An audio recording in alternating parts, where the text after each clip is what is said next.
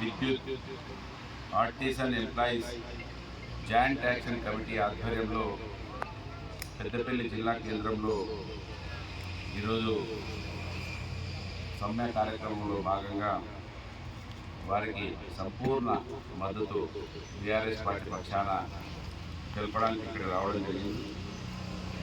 వారి సమ్మె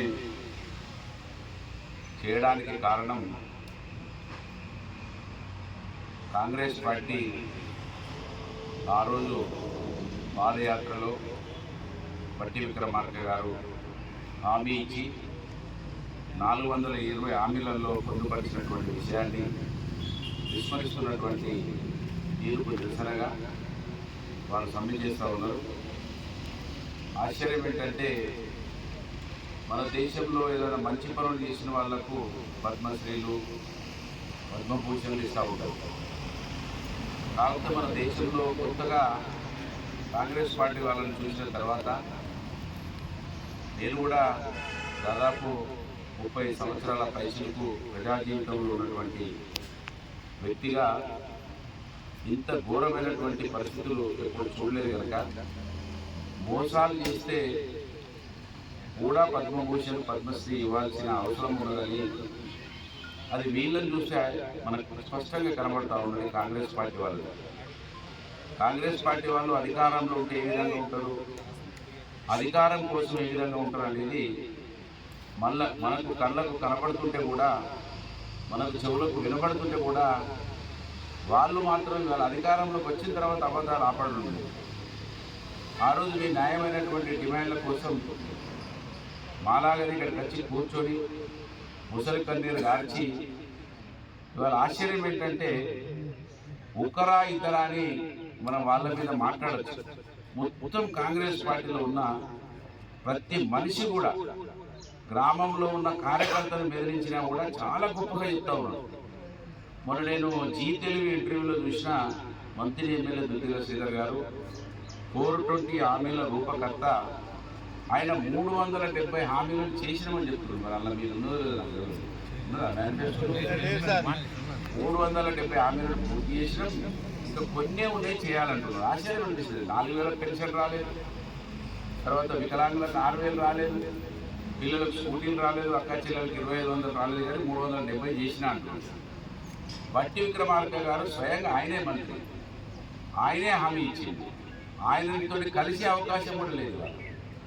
అంటే రేవంత్ రెడ్డి గారితో సహా టోటల్ కాంగ్రెస్ పార్టీ ఆ విధంగా నిజంగా ఉండడం అయితే వాళ్ళకు పద్మభూషణ్ పద్మశ్రీ అన్నీ కలిపి అవార్డు ఇవ్వాల్సిన అవసరం అవుతుందని నేను భావిస్తున్నా. ఎందుకంటే ఒక్కరిని కాదు, ఇద్దరిని కాదు, ఈ రాష్ట్రంలో ఉన్న ప్రతి మనిషిని ఇబ్బంది పెడతా ఉన్నారు, ప్రతి మనిషికి అబద్ధాలు చెప్తా ఉన్నారు. చేయకపోతే సమయం తీసుకోవాలి, కానీ అన్నీ చేసినామని చెప్తా ఉన్నారు. నిజంగా ఇది దురదృష్టకరం. మరి ఏదైతే విద్యా అర్హతతోటి వీళ్ళకు కన్వర్షన్ చేయాలని కోరుకుంటున్నారో దాన్ని ఖచ్చితంగా చేయాలి. కరెంటు వాళ్ళు చేసే పని ఒకసారి గ్రామాలలో ఉండి చూస్తే తెలుస్తుంది. చాలామంది కరెంటు వాళ్ళను కోపం చేసుకుంటూ ఉంటారు, కానీ ఆ కోపం చేసుకునే పరిస్థితుల నుంచి కేసీఆర్ గారి నాయకత్వంలో 10 సంవత్సరాలు కరెంటు వాళ్ళు కీర్తించబడ్డారు.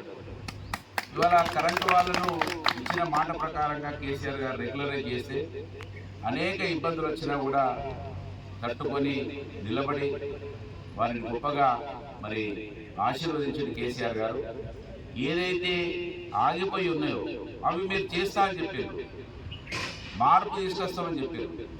మార్పు అంటే గిడా చెట్ల కింద కూర్చోబెట్టుడా. 10 సంవత్సరాలలో బీఆర్ఎస్ పార్టీ ప్రభుత్వంలో ఒక్కరు కూడా చెట్టు కింద కూర్చోలేదు. కానీ ఇవాళ సంపన్న వర్గాల చెట్ల కిందకి వచ్చినాయి, రోడ్ల మీదకి వస్తున్నాయి, చాలా ఇబ్బంది పడతా ఉన్నారు. కనుక కాంగ్రెస్ పార్టీ ఇప్పటికైనా కళ్ళు తెరవాలి. కరెంటు వాళ్ళకు మాత్రం చాలా మంచి పేరు వచ్చింది. బీఆర్ఎస్ పార్టీ ప్రభుత్వంలో గొప్పగా కీర్తించబడ్డారు. మేము కూడా మంత్రిలో చాలామందికి మరి కరెంటులో సంస్కరణలు తీసుకొచ్చినాం. ఆ రోజు అధికారులు కూడా చాలా గొప్పగా సంతోషంగా ఉన్నారు. కలిసి పనిచేసినాం, కరెంటు వాళ్ళు మేము ఇద్దరం కలిసి పనిచేసినటువంటి చరిత్ర మాకుంది కనుక ఇవాళ మీరు ఇచ్చిన హామీలు మీరే సాక్ష్యం దానికి.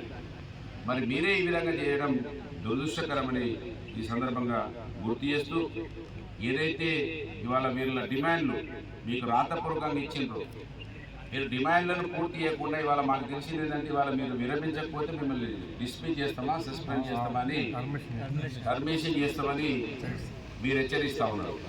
ఇది ప్రజాస్వామ్య దేశం.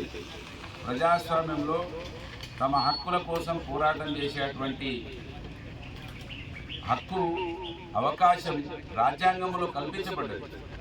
మరి దాన్ని కూడా మేమే స్వతంత్రం తెచ్చినాం. మేమే స్వతంత్రానికి మూల కారణం. కాంగ్రెస్ పార్టీ ఈ దేశంలో మొదటి పార్టీ అని చెప్పుకున్నటువంటి మీరు వాళ్ళ ఆకలి కోసం ధర్నాలు చేస్తే వాళ్ళు ఉద్యోగాలు తీసేస్తామని భయపెట్టేయడం అనేది ఇది పూర్తిగా అప్రజాస్వామికం. ఇందిరాగాంధీ పాలన అంటే ఇందిరాగాంధీ ఎమర్జెన్సీ తలపించే విధంగా మళ్ళీ అదే పాలన కొనసాగిస్తూ ఉన్నారు.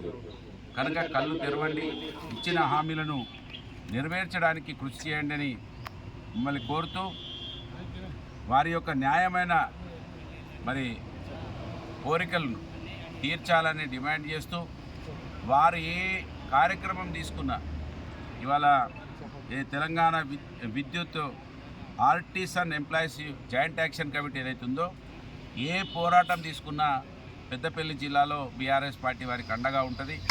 వారి న్యాయమైన పోరాటం కోసం వారికి 100% మద్దతు ఇస్తామని ఈ సందర్భంగా వారికి మద్దతును పలుకుతూ మేమందరం కూడా మేము వెంట ఉంటామని, తెలంగాణలో ప్రతి ఒక్కరూ గొప్పగా వర్ధిల్లేందుకోసం బీఆర్ఎస్ పార్టీ ఎప్పుడు కూడా ముందుంటుందని హామీ ఇస్తూ సెలవు తీసుకుంటున్నా. జై తెలంగాణ.